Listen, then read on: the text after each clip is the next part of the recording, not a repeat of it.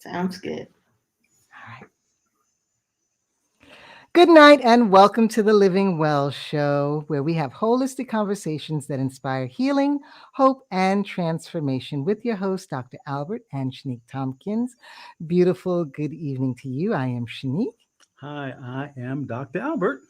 And we thank you so much for joining with us on this Monday, right before Christmas. Yes. So I know that many of you may be busy making travel plans or planning to spend time with family, getting your house together, but we still wanted to come in and leave a bit of information, knowing that you can always come back and check it at a later date. So tonight I am excited about the conversation because it is one that we don't hear often, but one that is very critical for our community. So, Doc, go ahead and introduce our guest. So today we'll be talking about Heal the Soul, how to overcome race-based trauma. And tonight's show is kind of special because we're talking about healing not only for the individual, but also society and our communities. And tonight's expert we have Dr. Jennifer Shepard Payne. So Dr. Payne is a research scientist and clinician at the Kennedy Krieger Institute and the Center for Child and Family Traumatic Stress and the Center for the Neuroscience of Social Injustice. She's also an assistant professor in the Johns Hopkins University School of Medicine with a primary appointment within the Department of Psychiatry, Division of Child and Adolescent Psychiatry. She received her doctorate in social welfare from UCLA and is a licensed clinical social worker with many years of experience in mental health clinical practice. For several years, Dr. Payne has been working on culturally trained tailoring acceptance commitment therapy or ACT for African American communities experiencing racial trauma. She created and developed a culturally tailored ACT intervention called POOF. And we'll talk about it here shortly. And it trains and consults on the model. You can find that at www.poof-pullingoutofire.com. She is a board member of MEND, an international organization for clinicians of color being trauma trained to help oppressed communities. And that's found at mendminds.org. So, good evening, Dr. Payne. Welcome to the Live Well Show. Go ahead and greet the people, please. Good evening. Good evening, Dr. Albert. Good evening, Shanique. It's such a beautiful, wonderful opportunity to be here today. And hello, everyone out there. All right. We're so glad to have you today. We're excited about this conversation. As Shanique said, it's very unique, but very also relevant given the geopolitical environment in this globe. So let's begin today by talking about a journey because we always talk about a person's journey, how they got to where they are. And we want about your journey. How did you get interested in treating racial trauma within the Black community? Okay, well, it was a journey that took a long time. I Mm, was born in Los Angeles, like back in the day they called it South Central Los Angeles. Now I think they call it South Los Angeles. But I mm, happened to be very fortunate. I had both parents, and I lived in relative a home that was relatively stable as far as finances. mm, And so I had a good upbringing and I had a good like life as far as a child. However, I had neighbors, I had very close friends, at elementary school and even junior high that were not that fortunate. So they were struggling in a lot of mm, different ways. And so even from a little child, I saw how, my friends and how some other individuals were struggling financially in other ways. And I kind of had a heart for that even back then. And so mm, then I went to school, got into school. So I went to school twice at UCLA. The first time was for my bachelor's degree, then the last time was for my PhD. But when I went to school the first time, I went to school to get a BA in biology, which mm, is really what my father wanted. He wanted me to be in science. But I came out with a psychology degree instead because that was really like where my head was. And I remember very clearly when I used to work at these like camps, like when I was 18 years old or 19 years old. So Mm. I worked at a camp for advantaged kids once. Mm. It was the worst experience that Oh, you wow. know, I mean, they were really like, spoiled kids. And then I went to a summer camp for disadvantaged children, and they were Mm. amazing. It was like Mm. night and day. And so Wow.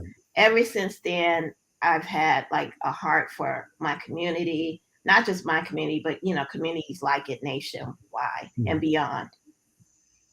Wow. Wow. And so you saw early on the disparity and the difference in between communities of privilege and those that were disadvantaged, and that was a seed that was planted that started your studies.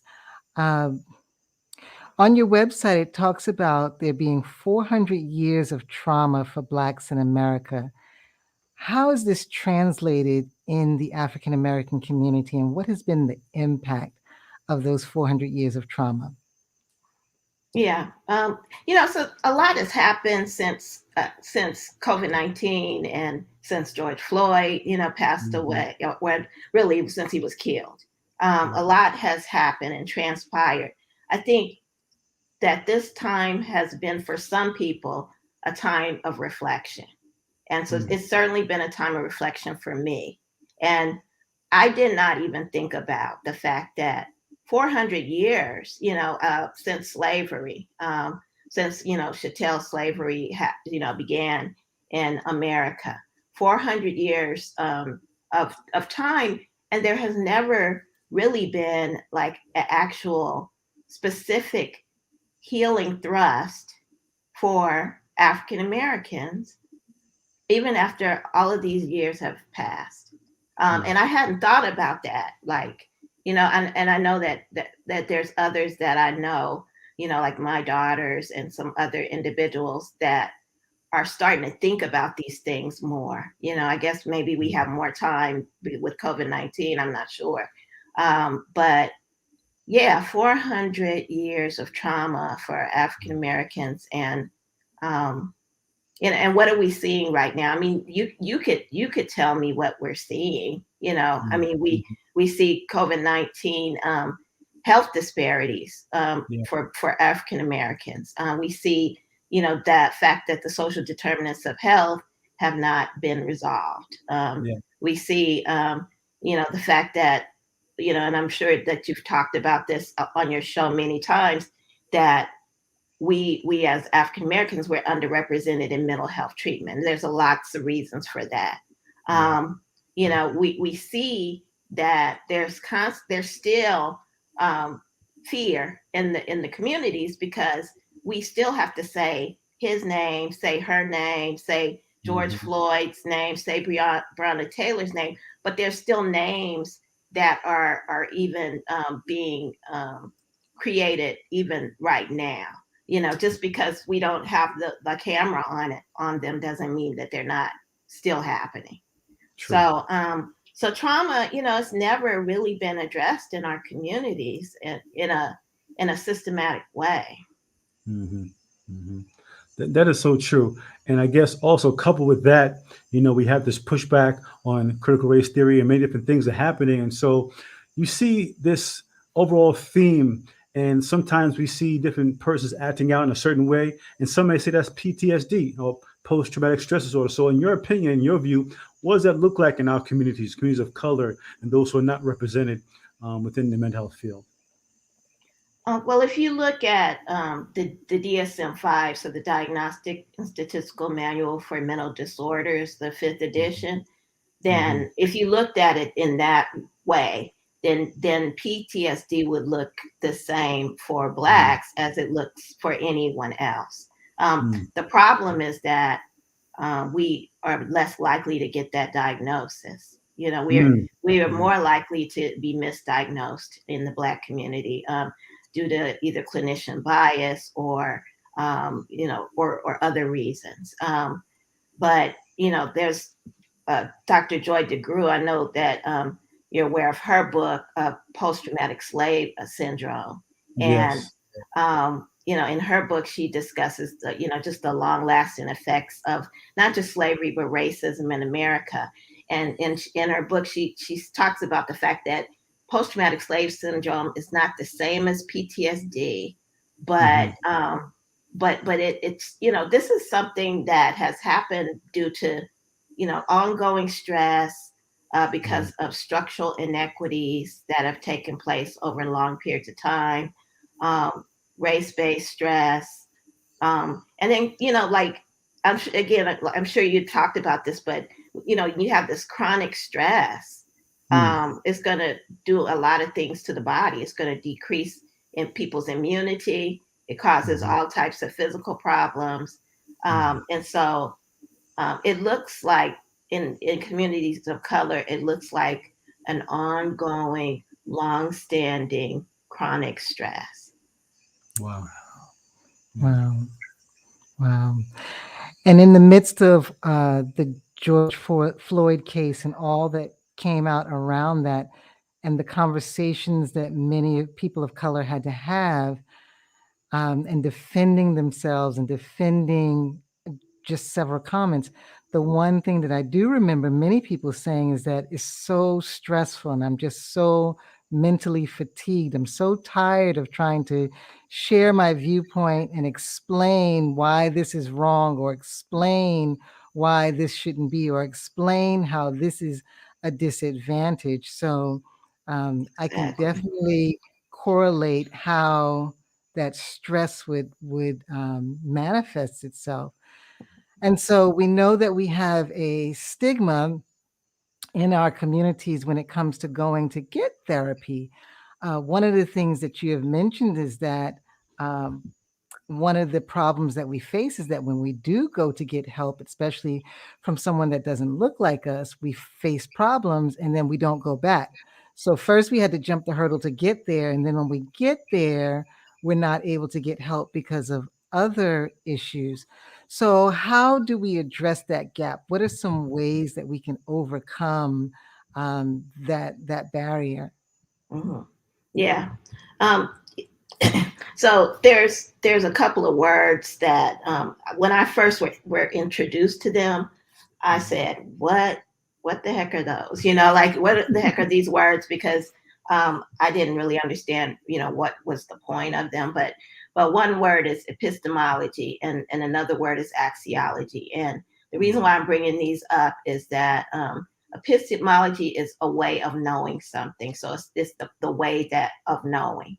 And then the axiology has to do with, our assumptions about what is of value versus what is not of value.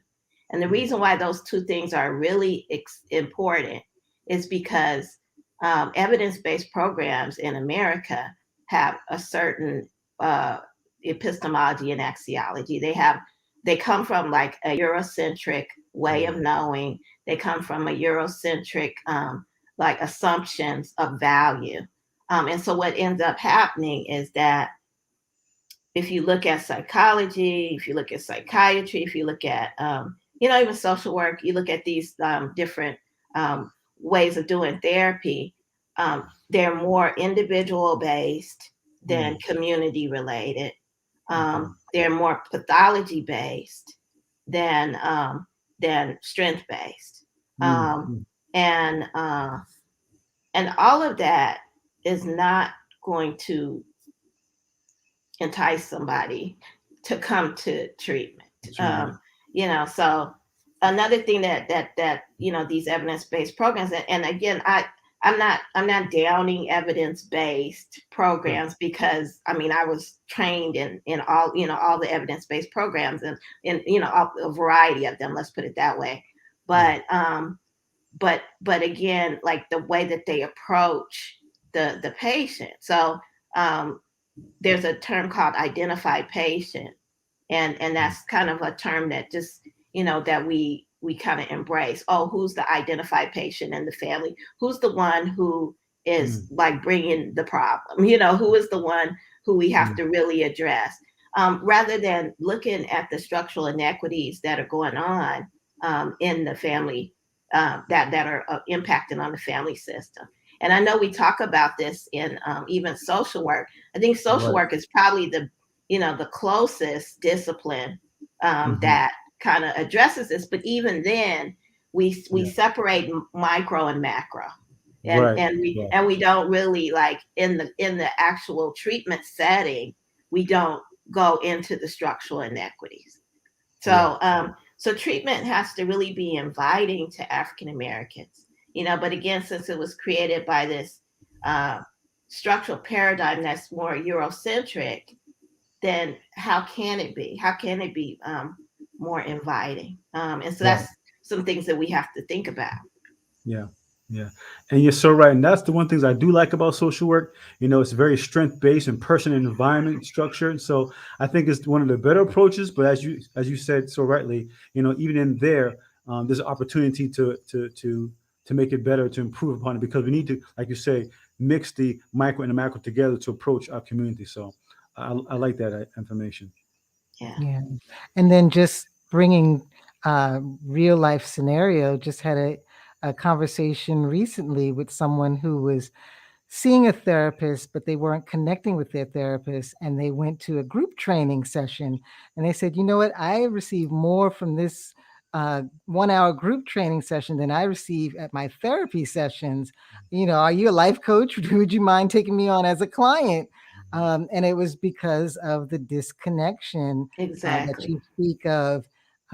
We have a different perspective, a different way of life, and a different value system, and that is reflected when it comes to trying to find help and seek answers. Mhm. Absolutely.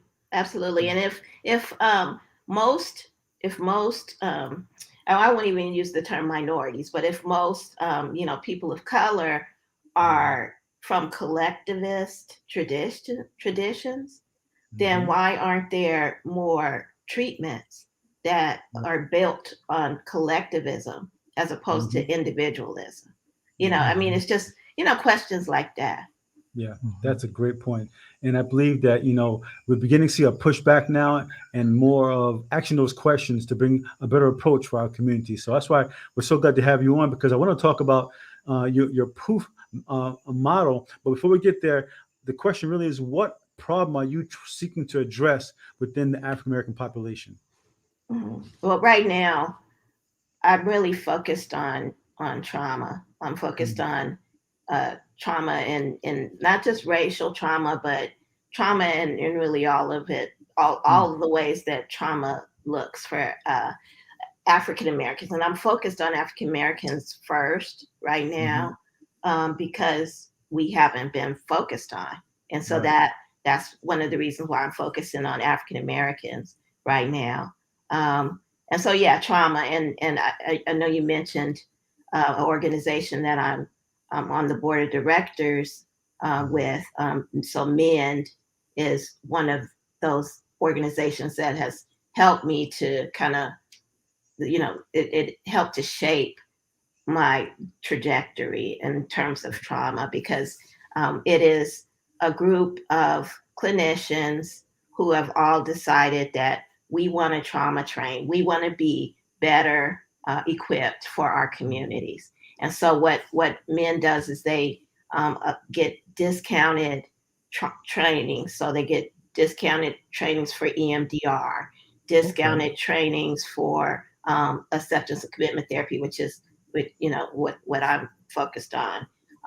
Discounted trainings for brain spotting and some other things, and in turn, each clinician, they propose that they will give pro bono services to 2 clients a year in their communities.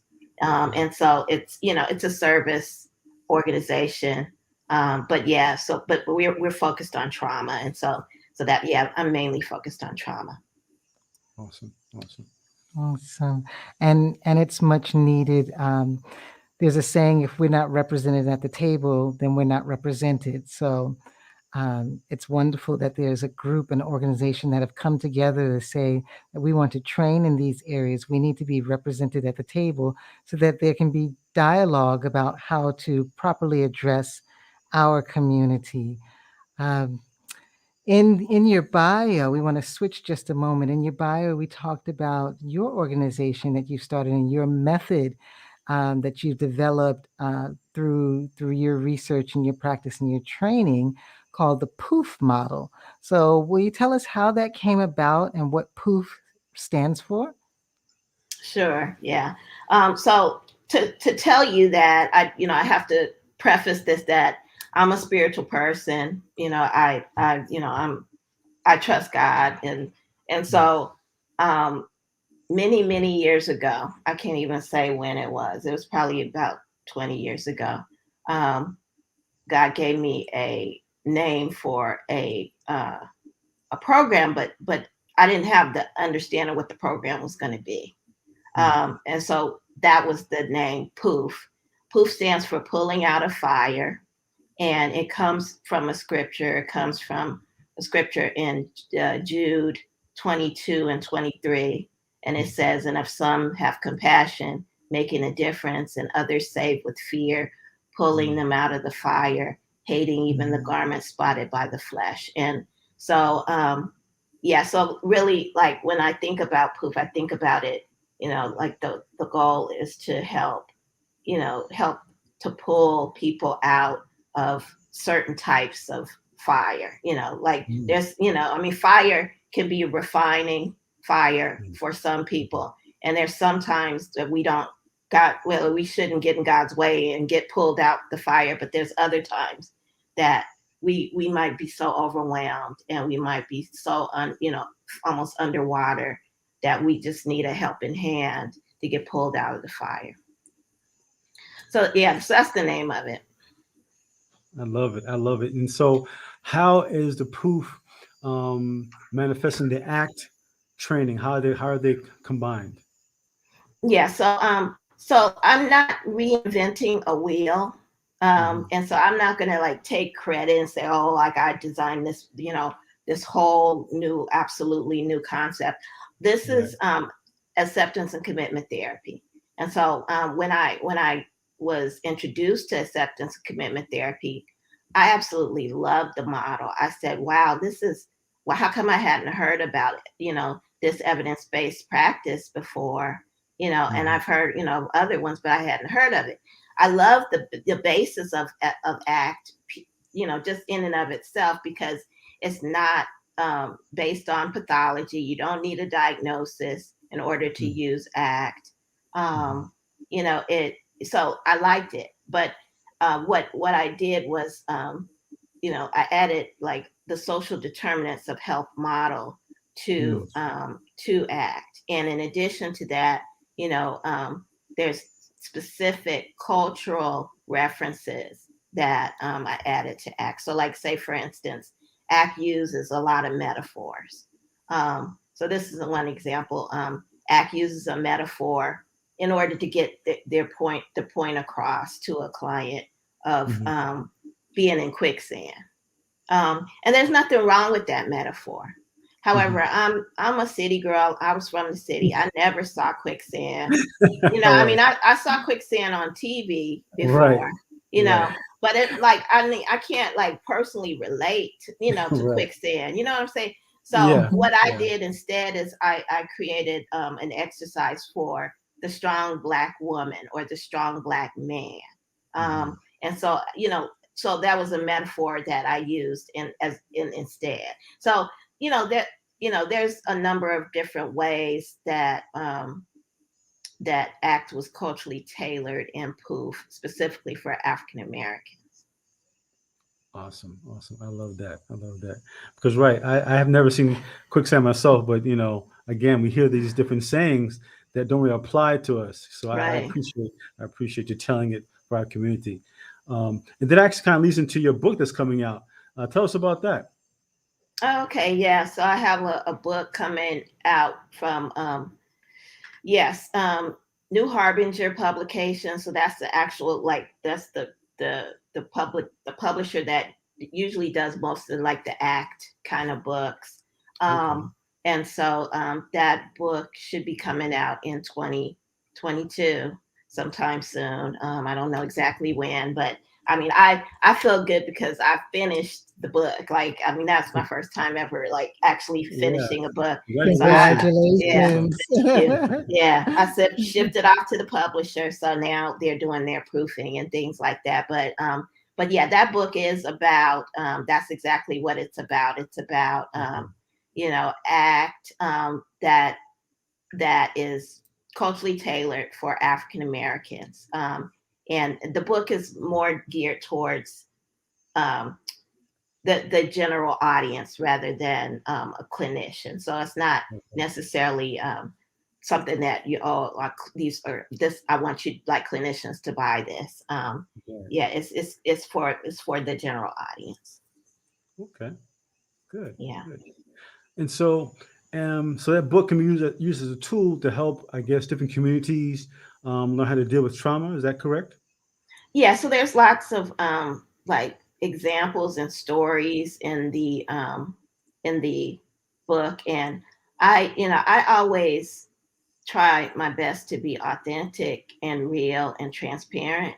Mm-hmm. And so I'm very like real and authentic and transparent in the book. I tell some of my own stories or struggles with some of the pieces of acceptance and commitment therapy. Okay. They call it a hexaflex. So that's another thing that I did is that I changed some of the names Mm-hmm. of the different parts of you know the ACT model so that it would be more culturally friendly.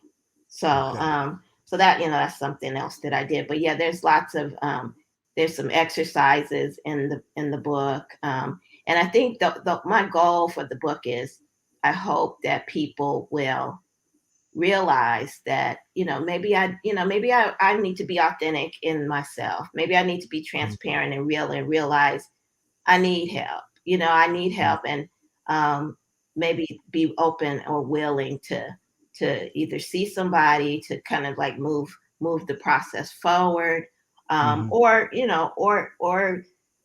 use your spiritual tools. But the point is that the first step is to be authentic and real, and to Mm-hmm. realize, what, I've been holding on to all of this for a long time. I need some help. Yeah, yeah, that's a great tool. And I know you do a lot of work with churches in terms of mental health, and that's one area that I know that needs assistance in terms of embracing mental health and mental health treatment. So talk about that because I do some work with that as well. And I know it can be a tough task. So what's your experience with that? Oh yeah, well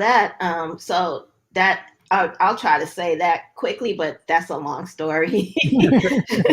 Yeah, but yeah, so I've done a lot of studies with pastors, and that stemmed out of the fact that I was in well I was in the ministry as well, and so at the time that I was in my doctoral program, I was both a minister and an LCSW, and so my Mm-hmm. pastor would call on me a lot, to deal with some of the different issues that were going on in church. And I wondered, I said, I wonder how other churches are dealing with these same issues.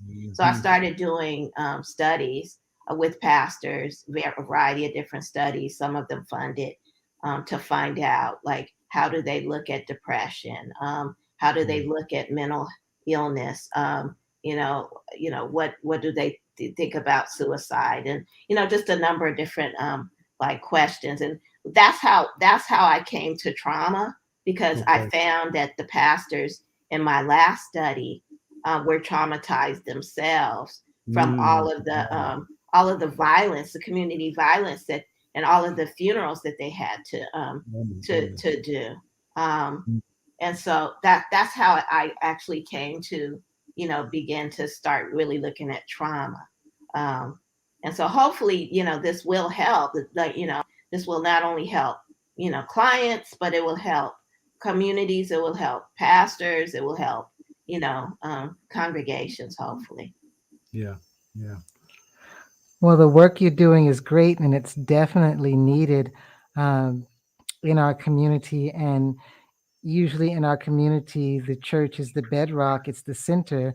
And even if you're not a spiritual person, a religious person, a churchgoer, when we find ourselves in trouble as people of color, we run to somebody's church usually. Yeah. And so being that support even for the pastoral staff and pastoral team, that is an invaluable resource to our community. And so we look forward to hearing about your release date of your book, Out of the Fire: Healing Black Trauma Caused by Systemic Racism Using Acceptance and Commitment Therapy. Because this is an area, and I think COVID has been a blessing for our community, with the number of deaths that we have had, with the number of illnesses and near deaths that we've had in our community. We have reached out for help, I think, during this time. We have sought counsel. We have sought, and so it's a sad time on one end because we've lost lots of loved ones. But I believe that, like our ancestors who came over on the slave ship, it's not for naught. It's to help build up for the next generation. And so I applaud you and the work that you're doing to bring awareness to this subject matter so that we can be better and our children's children, our further generations, can be better. Absolutely. Absolutely. Mhm. Thank you so much. You're Most welcome. welcome. We really Thank enjoyed you. our conversation. As we wrap it up, are there any last words that you want to share with our audience? And also, how could persons get in contact with you to learn more about your model? Oh, sure. My last words would be, if you want to get in contact with me, feel free to, you can email me. So my website, there's a website at www.drjspayne.com. So drjspayne.com. And then you can go there, and it'll also like take you to the other website that talks about the POOF model. Awesome, awesome. Well, thank you so much, Dr. Payne, for being with us. We surely enjoyed this conversation so much. You've helped us all, not only individually, but as a community, to learn how to heal from our trauma, both from a macro perspective, also micro perspective. And so I hope that our audience have learned something and going to use information, help them. And we appreciate your time with us on today. And we thank you for joining us. And we want to hear from you. And if you've heard something that has caused you to learn more about yourself and how you can also help heal yourself, please share with us something that you hope you to be better, to do better, and to live better. And we look forward to seeing you again right here next week on the Living Well Show. Have a great night. God bless, and Merry Christmas to you all. Merry Christmas, everyone. Happy holidays. Merry Happy Christmas. Kwanzaa, whatever you celebrate. Have fun. Enjoy family. God bless. Good night. Good night.